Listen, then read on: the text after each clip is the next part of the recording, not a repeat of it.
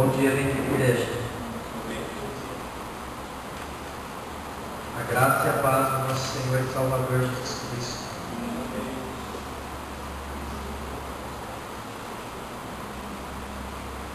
Acredito que vocês já estejam com a palavra de Deus aberta em Apocalipse 3. Porque na aula passada nós iniciamos o estudo da carta da igreja de Filadélfia. E hoje nós estaremos concluindo o estudo dessa carta e entraremos no estudo da carta, da última carta, a carta da igreja de Laodiceia. Mas antes vamos ter uma palavra de oração. Amado Pai, em nome de Jesus Cristo, nós nos dirigimos à Tua Santa Presença e nós te agradecemos, bendito Deus, pelo dom da vida. Te agradecemos, Senhor amado, pelo privilégio também de entender que a Tua graça é maior do que esta própria vida.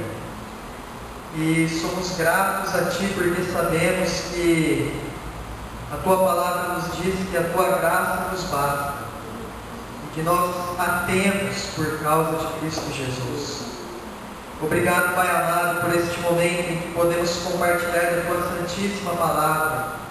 E nós cremos no poder e na eficácia da Tua Palavra em nossas vidas, Senhor. Por isso também nos alegramos e pedimos a Tua orientação, a Tua capacitação para ensinar, para compreender a Tua Santa Palavra e que nós possamos ser transformados por ela. Em o nome do Teu Filho amado Jesus Cristo é que nós oramos, bendito Deus. Amém.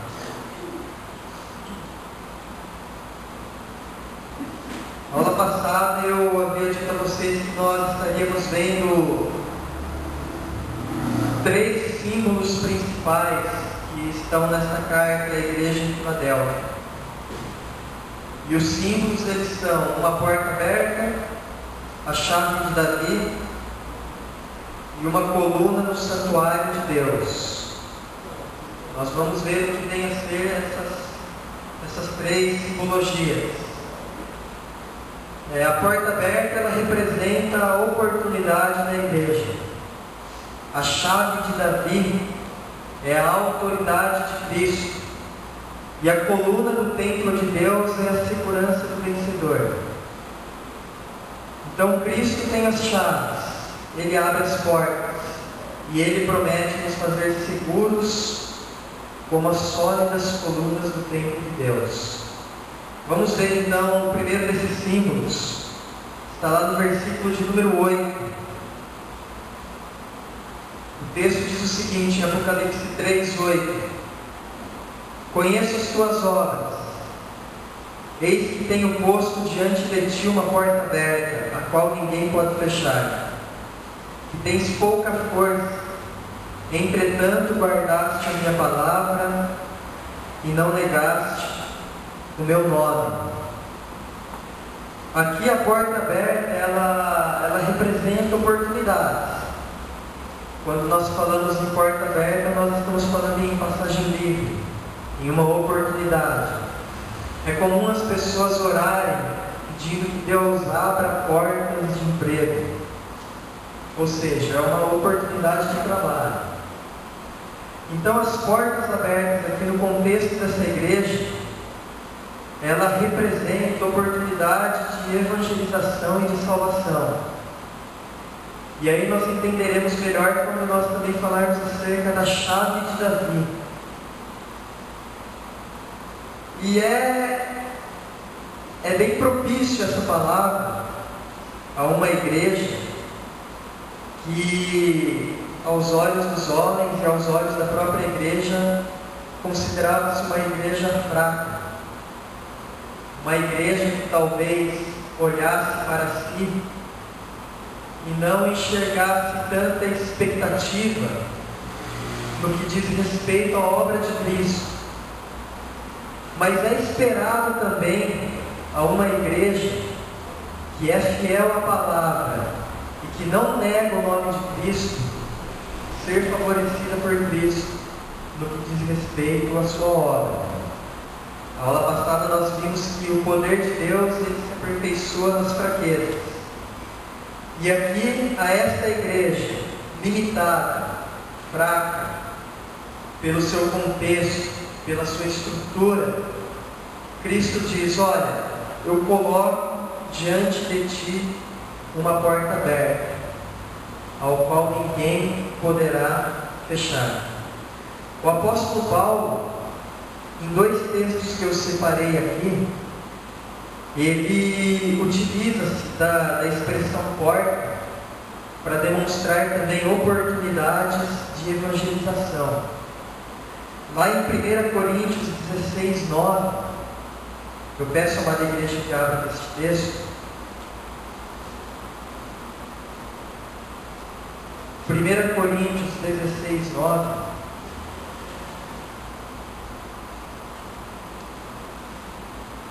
A partir do versículo de número 8, ele diz o seguinte: ficarei, porém, em Éfeso até o Pentecoste.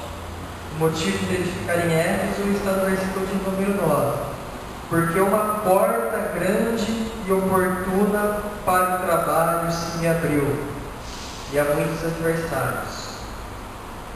O apóstolo Paulo vislumbrou uma oportunidade que ele não poderia deixar passar. E o apóstolo Paulo ele entende que essas oportunidades elas procedem de Deus. E isso ele nos mostra em Colossenses capítulo de número 4. Colossenses 4, nos versículos de número 2 a 6. Nessa ocasião o apóstolo Paulo estava preso em Roma. E o texto de Colossenses 4,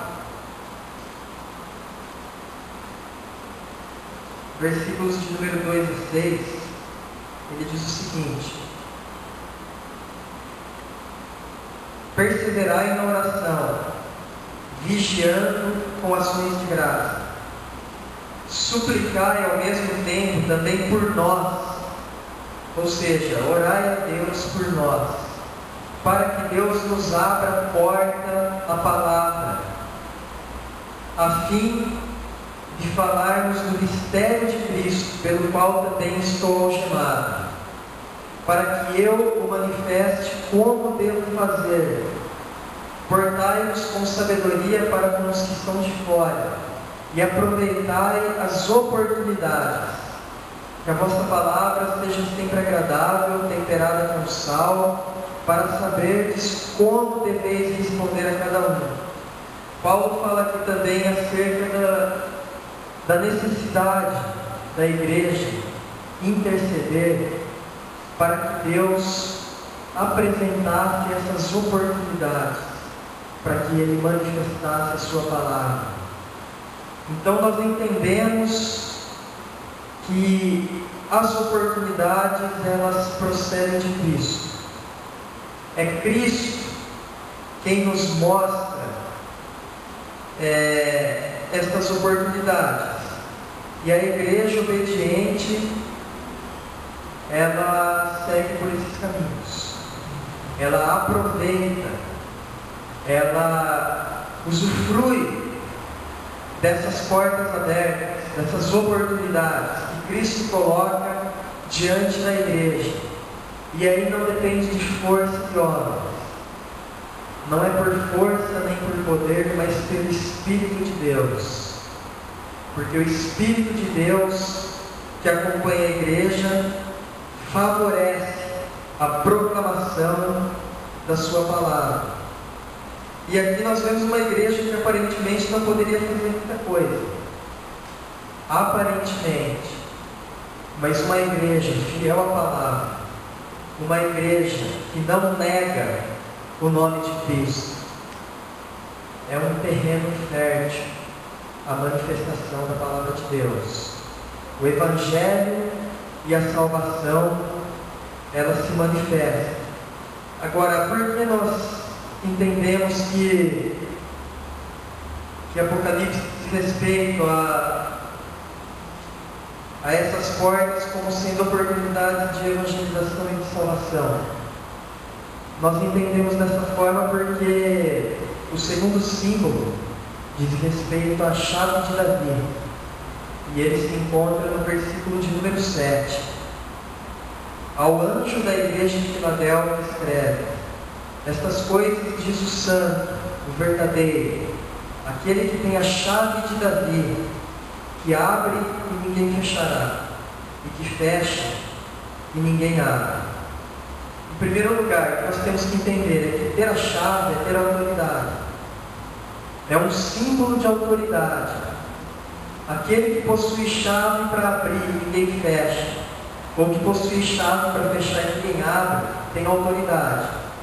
Então aqui é uma representação de autoridade.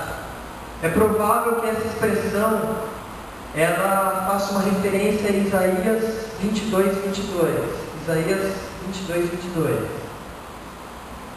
Quando o texto nos diz respeito a Eliaquim. Eliaquim, ele estava sendo apontado ali como o mordomo principal da casa real, em Isaías 22, 22. E o texto diz que a ele foi entregue as chaves da casa de Davi. Sobre os seus ombros foram colocadas as chaves da casa de Davi. Eu acho que é isso que está escrito. Pastor, você está com o texto aberto? Poderia ler para nós? Porém, sobre o seu ombro a chave da casa de Davi.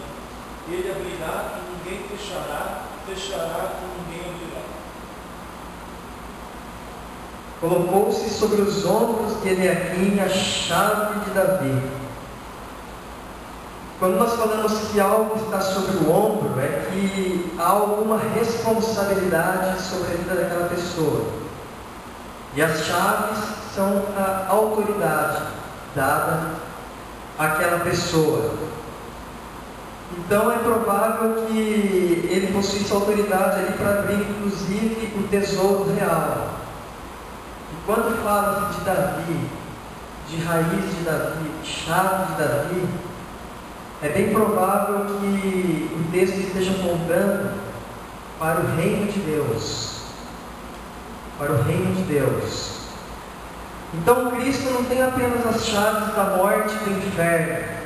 Em Apocalipse 1,18 diz isso.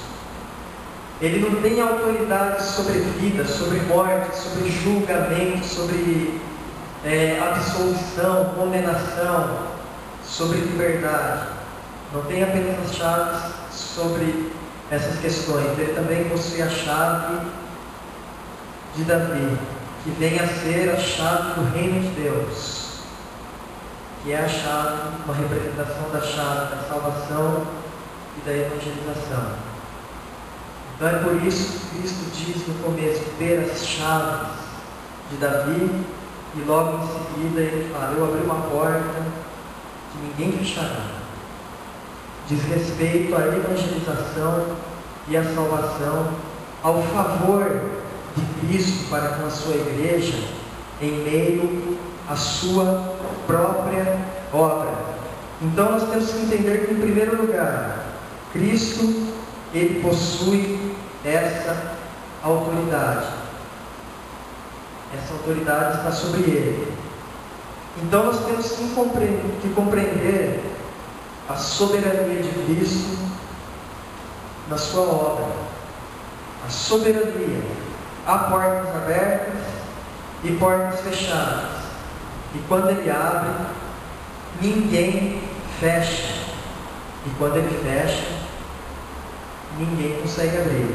Talvez um exemplo disso seja Atos 16, dos versículos de número 6 a 10, quando o texto nos mostra que o apóstolo Paulo desejava ir à Ásia, e o Espírito Santo o impede de proclamar a palavra à Ásia. E aí ele tem uma visão, um sonho, e um macedônio diz: venha e proclame a palavra a nós. E aí ele entende qual porta estava aberta e qual estava fechada.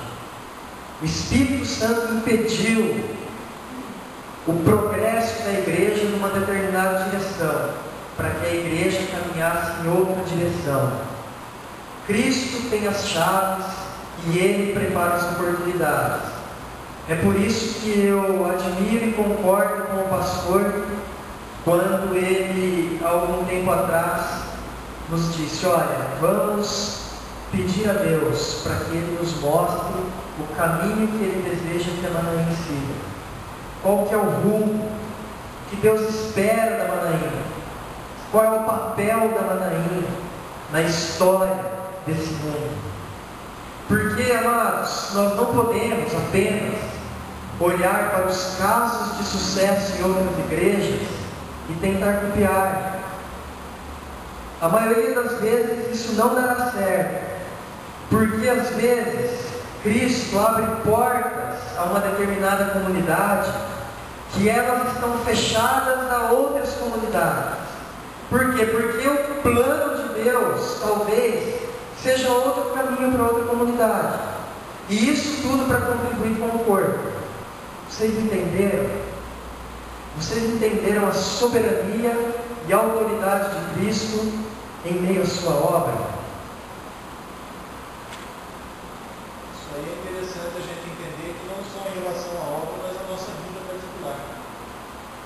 Para aqueles que são filhos, para aqueles que estão debaixo desse compromisso com Deus, muitas vezes a gente não compreende porque uma porta está difícil de abrir, a gente fica lá com o ombro querendo empurrar ela e não abre.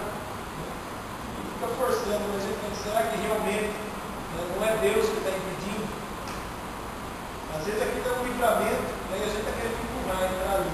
Às vezes eu tiro alguém de uma cidade, lá de outro lugar, traz para cá, tira daqui, leva para outro lugar, e a gente pensa: nossa, mas por quê? E havia um propósito naquela vida, naquela família, que Deus queria fazer daquela maneira. E o ser humano não entende isso, a gente briga, né? A gente fica lá no imposto de paga, né? Porque a gente quer que seja do nosso jeito. Mas nem sempre, né? Mas como filhos, né? Aliás, é exemplo do texto de Jó que a gente leu no início. A gente tem que se submeter, não tem jeito. É interessante você ter citado com respeito à questão da filiação, né? Porque Filadélfia era uma igreja que guardou a palavra e não negou o nome, né? Porque o do mundo ele entra e sai tudo o que a gente falou. A porta larga. Por quê? Porque é igual o Henrique fala, é igual o caminhão que Deus deixou na descida sem freio, vai para onde quer. Só que, né? Frear já é. Então a nossa vida é assim, ela é cheia de restrições mesmo, não tem jeito. E é interessante notar que, embora no presente momento nós muitas vezes relutamos com respeito a essas restrições, né? Quando nós olhamos para trás, depois que o tempo passa, a gente fala: olha, como foi tudo perfeito, né? Como tudo caminhou de uma maneira graciosa, de uma maneira em que as coisas se encaixaram tão perfeitamente que, se fosse de outra forma, não daria certo, não teria condições. A igreja caminha dessa forma. Só quem conhece o Pai que consegue identificar essa autoridade que Ele mesmo delega. E aí você fica em paz.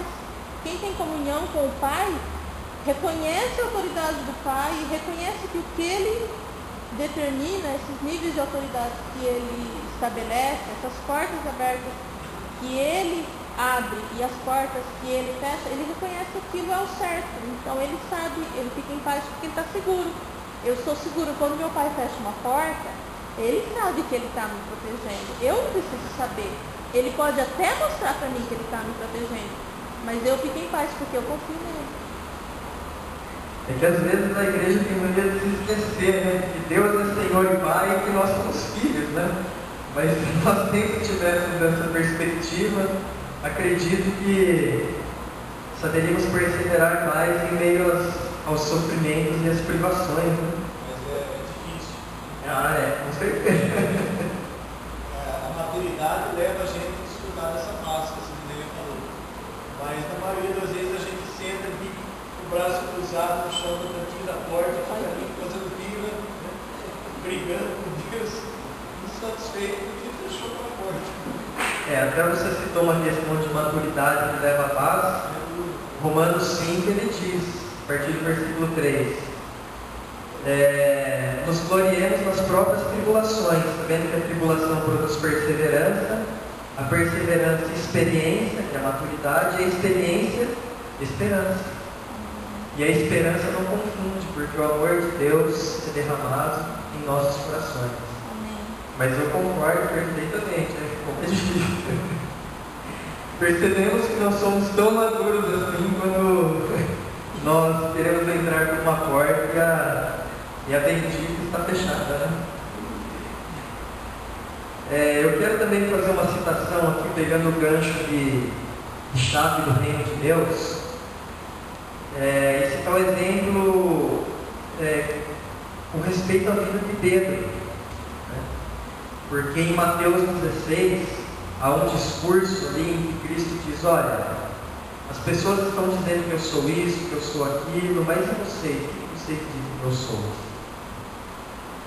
E Pedro faz uma declaração maravilhosa naquele texto, exaltando a divindade de Cristo. E aí Cristo também diz algumas palavras a Pedro. E ele ali diz: olha, entregarei as chaves do reino de Deus, ou do reino dos céus. É interessante notar que Cristo coloca ali sobre Pedro uma determinada autoridade. Inclusive ele diz: olha, o que você ligar na terra será ligado no céu. Mas isso nós temos que associar com essa autoridade. Pedro não tinha liberdade para fazer ou pedir o que ele quisesse e as coisas aconteceriam conforme a sua vontade. É debaixo dessa autoridade que Cristo está colocando sobre a vida de Pedro. E é interessante notar que em Atos 1:8 é dito ali que a palavra de Deus deveria ser pregada em Jerusalém e na Judéia, em Samaria e até os confins da terra. E aí, ao meu ver, Pedro, ele inaugura, vamos dizer assim, o reino de Deus sobre essa ótica. Porque em Atos 2, muitos judeus se convertem. Quem estava pregando? Era Pedro.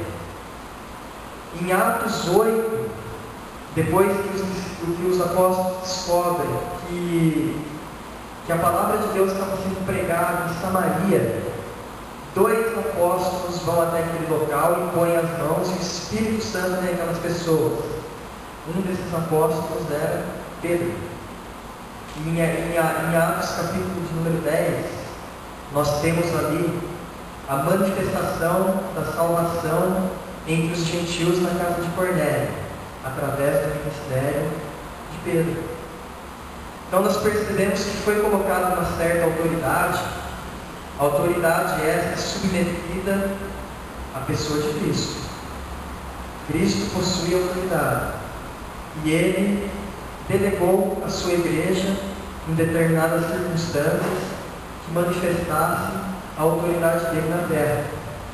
Então é interessante notar essa soberania de Deus sobre a sua obra, porque aí nós fazemos como Paulo disse em Colossenses: aproveitamos as oportunidades e pedimos a Deus discernimento para saber como falar, como se comportar em meio a essas circunstâncias, a essas situações. E aí, amada igreja, não depende de poder aquisitivo, de poder intelectual e de influência no meio da sociedade. Depende única e exclusivamente em reconhecer que sem a presença de Cristo, sem a sua graça, nós somos incapazes de levar adiante a sua obra. E aí ele vai à frente. E aí ele diz: olha, já que você reconhece que não é capaz, eu vou favorecer. E ele favorece. E ele vai à frente da sua amada igreja. E a igreja é honrada para que Deus seja honrado. A igreja, ela é feita um farol para que o nome de Deus seja glorificado. Amém? E o terceiro símbolo diz respeito à segurança da igreja. Porque a segurança da igreja não está nas circunstâncias. A segurança da igreja, ela está numa promessa feita por Cristo. Nós lemos o texto de Romanos aqui. A experiência traz esperança. A experiência traz esperança.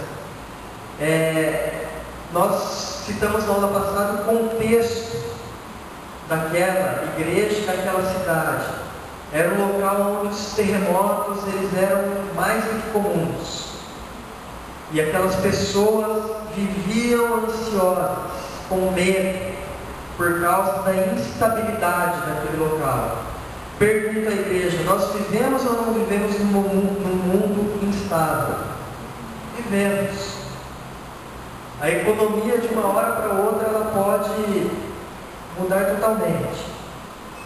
As situações, tanto no coletivo quanto no particular, pode dar uma virada ao ponto de nós até nos espantarmos e, como Paulo diz, desesperarmos da vida.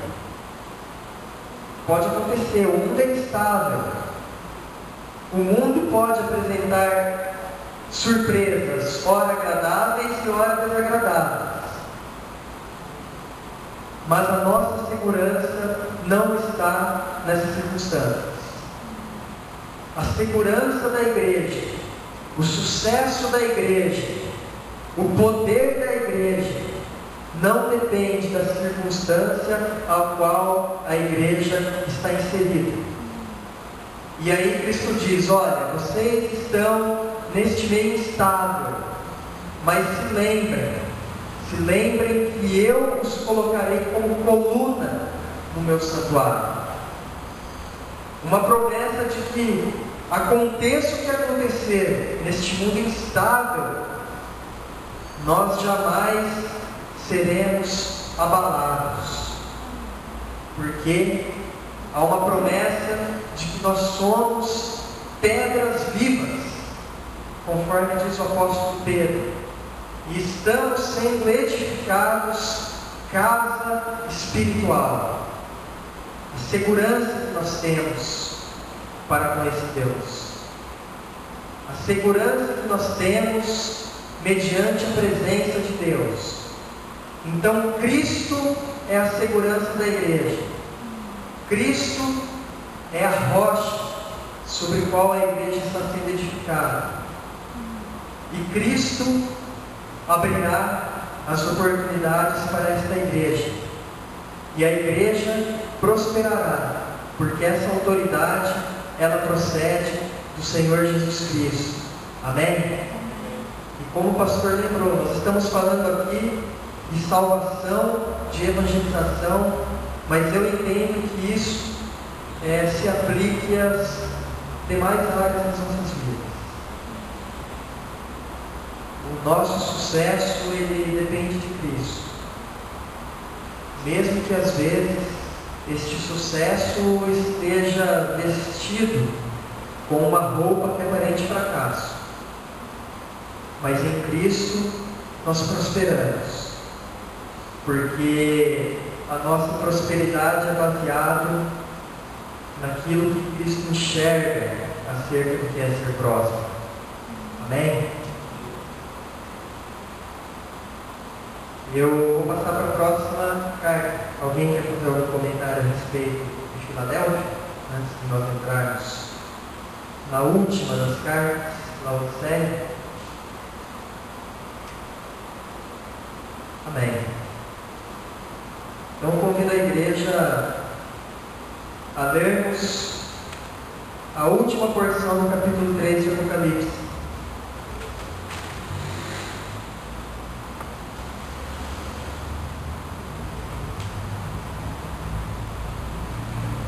Eu vou pedir ao Mateus que leia os versículos de número 14 ao 22 de Apocalipse 3. Ao anjo da igreja de Laodiceia escreve: essas coisas diz o Amém, testemunha fiel e verdadeira, o princípio da criação de Deus. Conheço as tuas obras,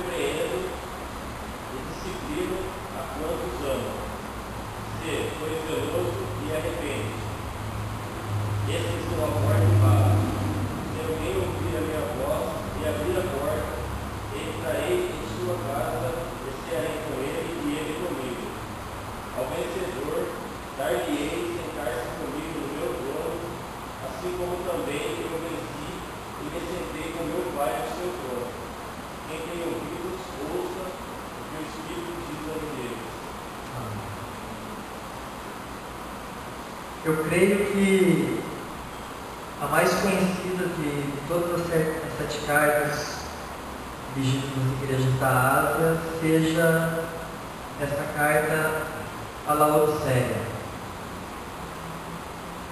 Pelo que eu me lembro, eu ouvi, dentre todas essas cartas, muito mais pregações envolvendo essa carta em Laodiceia. Talvez seguida por Éfeso, por conta da perda do primeiro amor, e Sardes por conta do engano, pensarem que eram vivos, mas eram mortos. Mas a de Laodiceia eu acredito que ganha, inclusive, dessas outras duas. Ela é uma carta muito citada, muito pregada, e as pessoas conhecem com muito mais facilidade o contexto histórico envolvendo Laodiceia do que as demais 6 cartas. Isso por conta de tão grande exposição. E a igreja de Laodiceia é aquela igreja que considerava-se rica e abastada, autossuficiente, estava tudo bem, tudo certo, mas Cristo apresenta-se àquela igreja e desmascara a real condição ao qual aquela igreja estava passando. Era uma igreja que julgava-se boa aos seus próprios olhos, mas ela estava causando náuseas ao nosso Senhor Jesus Cristo. De todas as cartas, eu creio que talvez esta seja mais severa. E se talvez não for a mais severa, comparando-se com outras, pelo menos é a carta que nós entendemos aqui vendo o texto que não recebe um único elogio. Muitos dizem que este é o retrato da igreja contemporânea, né, da igreja em geral, pelo menos em nosso contexto Brasil, e talvez em muitas outras partes do mundo. Mas vamos falar um pouquinho da cidade, antes de nos aprofundarmos na questão da igreja que estava nessa cidade. Essa cidade ela foi fundada no ano de 250 a.C., por Antíoco da Síria.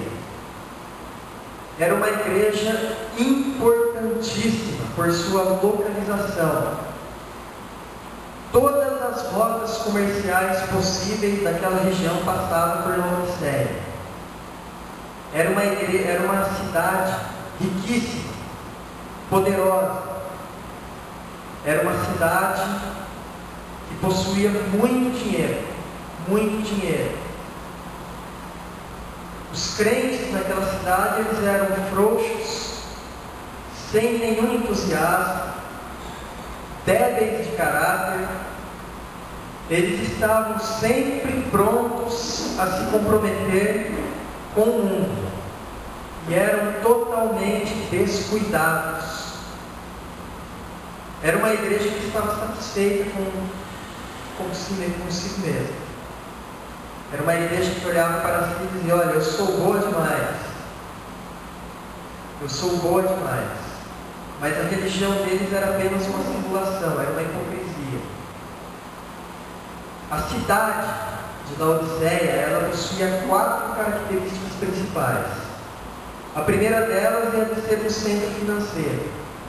Ela era uma das cidades mais ricas daquele período.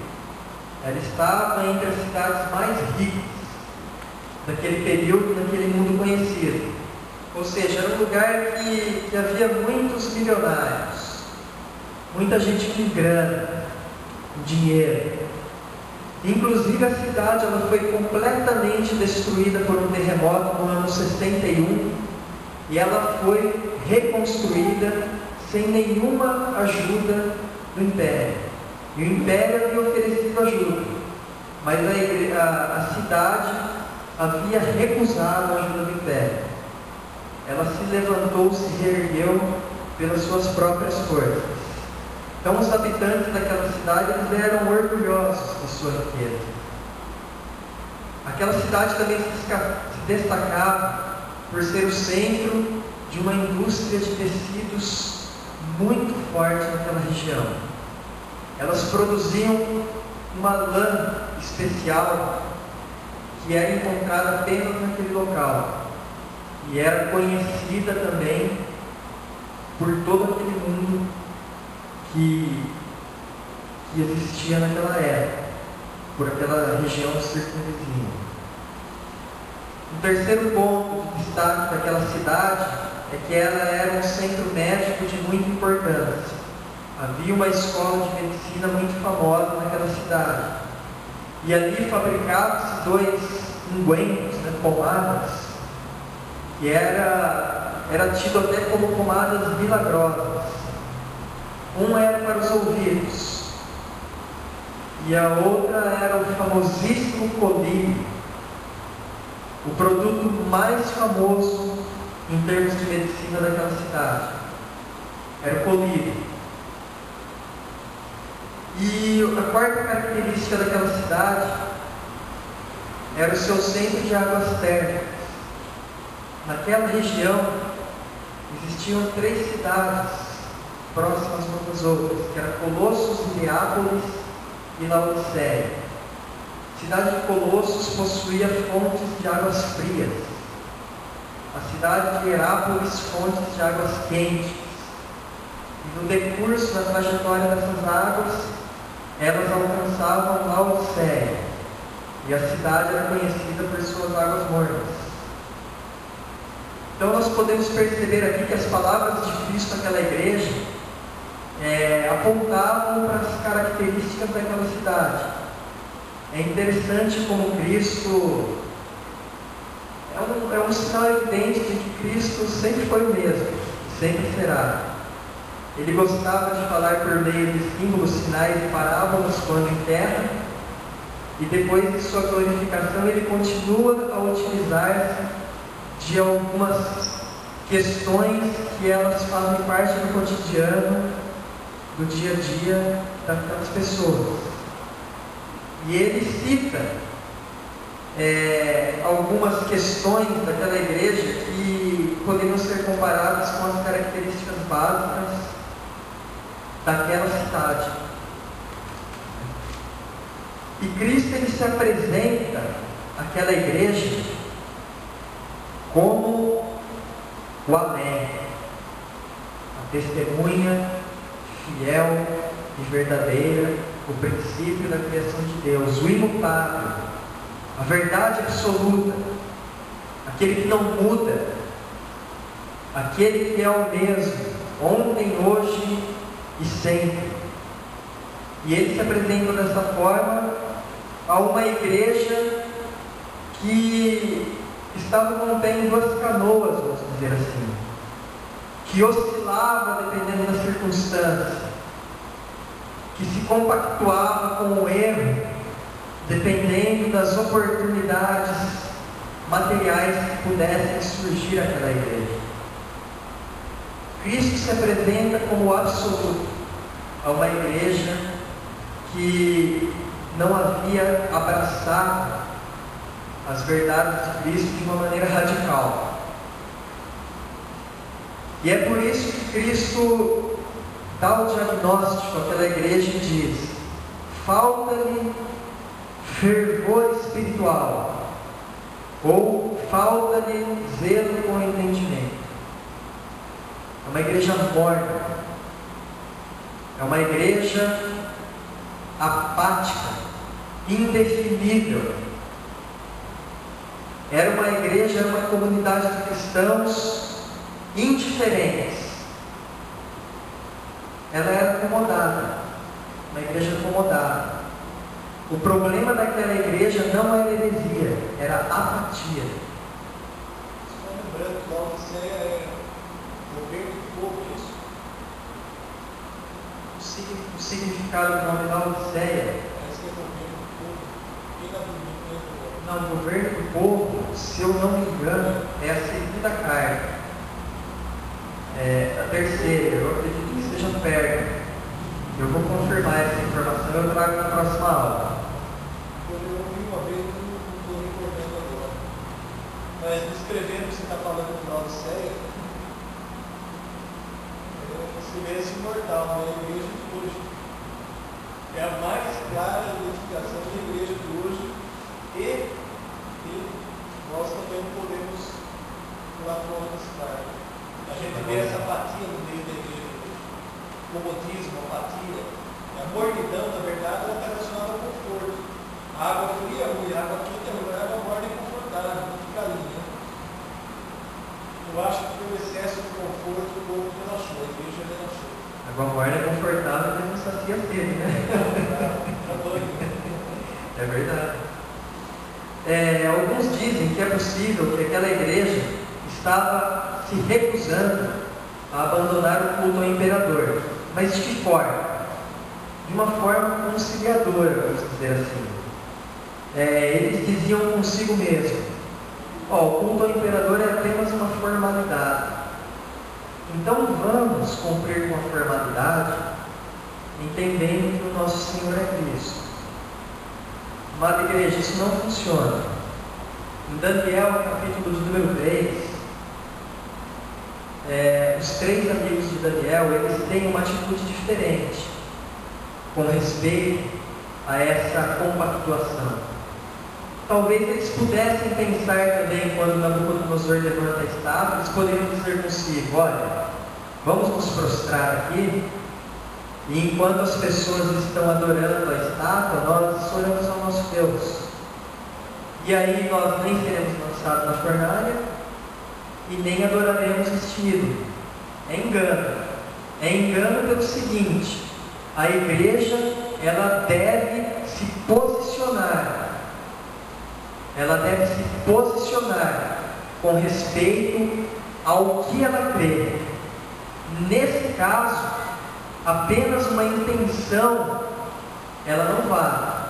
Principalmente quando a intenção é se livrar de um sofrimento, tentando conciliar de uma maneira tão, vamos dizer assim, uma justificativa até, vamos dizer, palpável, né, plausível. Olha, nós nos dobramos diante da estátua, mas não olhamos a ela. Mas e o testemunho? E a posição de homens de Deus como homens de Deus? Então alguns dizem que na Laodiceia, que a igreja naquele local estava tendo essa posição com respeito ao culto ao imperador. Vamos fazer as questões que precisam ser feitas para que o império não venha sobre nós, e aí nós usufruímos da riqueza e continuamos com Cristo. Isso é mornidão. Este não posicionar-se é um reflexo de mornidão. Eles não eram frios, eles não rejeitavam a mensagem cristã de uma maneira total, abrupta. Eles não diziam: olha, a mensagem cristã é balela, é perda de tempo. Eles não diziam isso. Eles não eram frios, eles não eram quentes, não eram fervorosos. Eles não agiam decisivamente de acordo com a mensagem. É uma estratégia nacional até boa, mas se você trazer isso para o testemunho pessoal, muitas vezes os cristãos se veem numa situação assim, testemunho pessoal.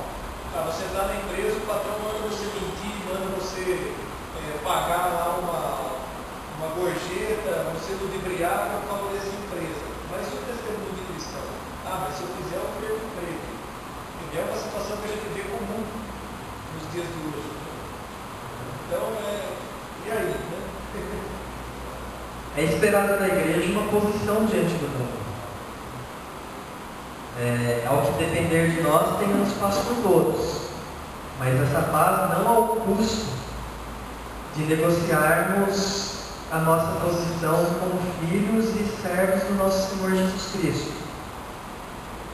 Temos que estar prontos, se necessários, a encarar determinadas fornalhas.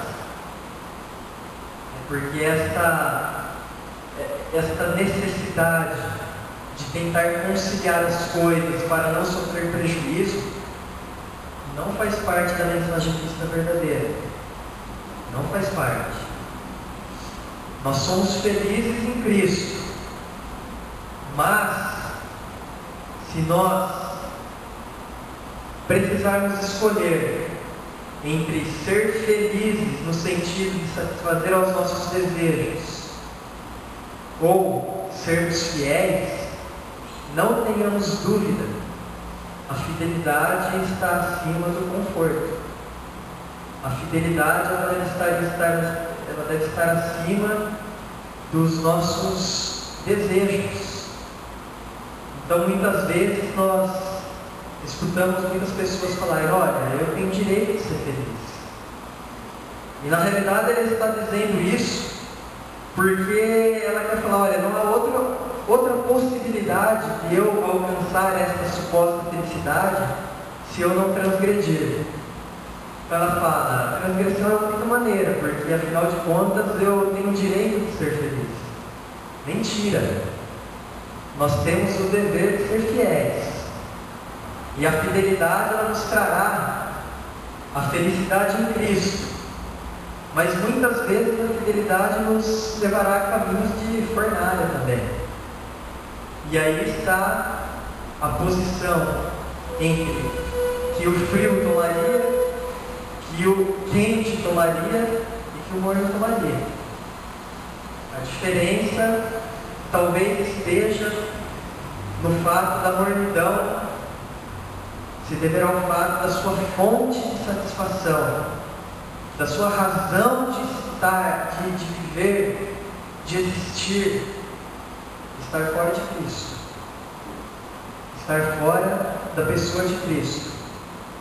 Por quê? Porque ela não se dispõe a rejeitar Cristo abertamente, não se dispõe a rejeitar a mensagem cristã de maneira decisiva. Ela se não corta relacionamento, vamos dizer assim, com a mensagem, mas ela não assume aquilo que a mensagem pode acarretar a vida dela. São pessoas que estão no mundo, gostam do mesmo e infelizmente acreditam que tem muito a perder aqui. Tem muito a perder aqui nesta vida. Então deixe-se de olhar para os tesouros eternos e passe-se a olhar para os tesouros da terra. E amada igreja, o nosso fogo espiritual, ele está sendo constantemente ameaçado. Constantemente ameaçado. Este desejo de se acomodar a uma situação em que não negamos abertamente, mas também não abraçamos firmemente, ela assola todas as vidas cristãs. Ela assombra, vamos dizer assim. O inimigo das nossas almas é príncipe deste mundo. E este mundo favorece esta tomada de decisão que seja conivente. Conivente com o padrão deste mundo. Pouco importa a Satanás se o sujeito vai a uma igreja. Isso não é ameaça, vamos dizer assim, ao reinado das trevas. Por quê? Porque mesmo em uma igreja há grandes possibilidades da pessoa cair num ciclo de apatia e de mornidão. Um ciclo em que ela abraça um determinado comodismo, ao invés de abraçar a mensagem cristã radical, que muitas vezes pode trazer alguns problemas, mas que definitivamente é eficaz. E muitos fogem desse fervor, vamos dizer assim, desse zelo com entendimento, com medo de um determinado fanatismo. Mas nós temos que entender que fervor não é o mesmo que fanatismo. Fervor em Cristo não é o mesmo que fanatismo. A pessoa pode ser fanática por qualquer coisa. O que o texto nos mostra é que a igreja deve ser fervorosa em Cristo. É possível um fervor irracional, baseado em qualquer outra coisa que não seja a pessoa de Cristo e a palavra de Deus. Isso, inclusive, em meio à igreja cristã. É possível o objetivo final da pessoa, o fervor dela, estar em qualquer outra coisa que não seja em Cristo. Jonathan Edwards, ele disse que nós precisamos ter luz na mente e fogo no coração. E eu creio que ele está plenamente certo. Plenamente certo. Então o que assolava aquela igreja era essa mornidão, esse pé em duas canoas. Acontece que essas canoas, elas vão em direções completamente diferentes. E num momento ou em outro, a tomada de decisão final é necessária, fácil e necessária. Que nós sempre sondemos o nosso coração e pesemos quais são os objetivos máximos que conduzem a nossa vida. E se nós estamos satisfeitos com uma vida espiritual que muitas vezes concilia-se com o politicamente correto, ou se nós de fato estamos buscando um fervor em Cristo, uma resolução absoluta em abraçarmos a sua palavra. Amém? Na próxima aula nós vamos ver em detalhes a questão da mornidão, da frieza.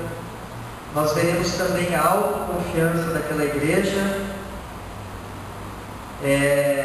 o sentimento de Cristo para com aquela igreja e o apelo que Cristo faz àquela igreja. Porque ele diz: eu disciplino a quantos eu amo. Então nós daremos sequência e encerraremos na aula que vem o estudo dessas cartas. Amém?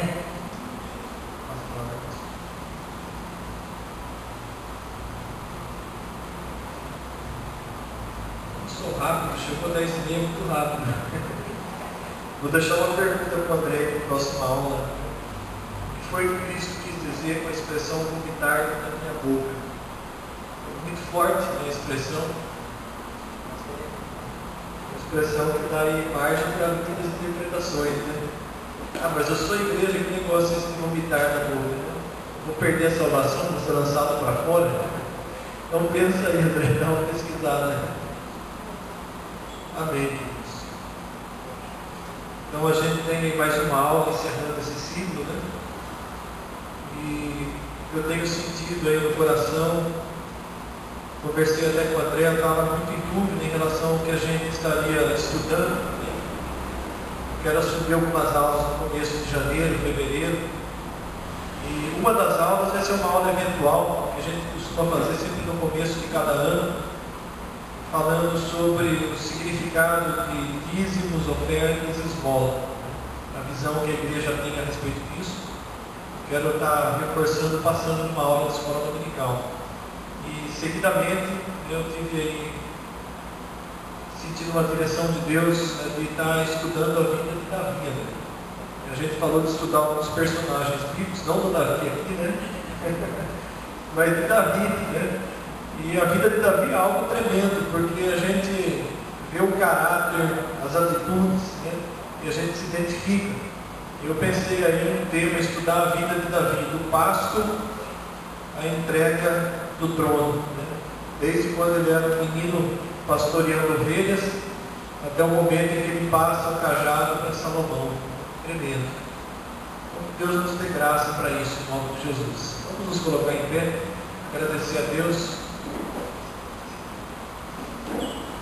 E ao Senhor que venha e continue a falar conosco. Pai querido, obrigado por essa manhã, obrigado por essa palavra, obrigado por aquilo que o Senhor falou ao nosso coração e deu essa aula. Muito obrigado a Deus porque o Senhor tem tratado conosco, apesar de todas as nossas limitações, das nossas falhas. Pai, eu peço também a tua bênção para o culto que celebraremos à noite em louvor ao teu nome. Que mais uma vez o Senhor venha falar com a tua igreja pela tua palavra, venha dirigir os louvores. Que tudo, a Deus, venha glorificar e honrar unicamente ao Senhor. Abençoa cada vida que está aqui, cada família dessa igreja. Que nós possamos desfrutar da paz do Senhor durante esse dia. Que possamos estar aqui à noite com o coração repleto de alegria para te louvar e para te adorar. Eu oro, Senhor, em nome do teu Filho Jesus. Amém. Um bom almoço a todos, e até a noite, em nome de Jesus.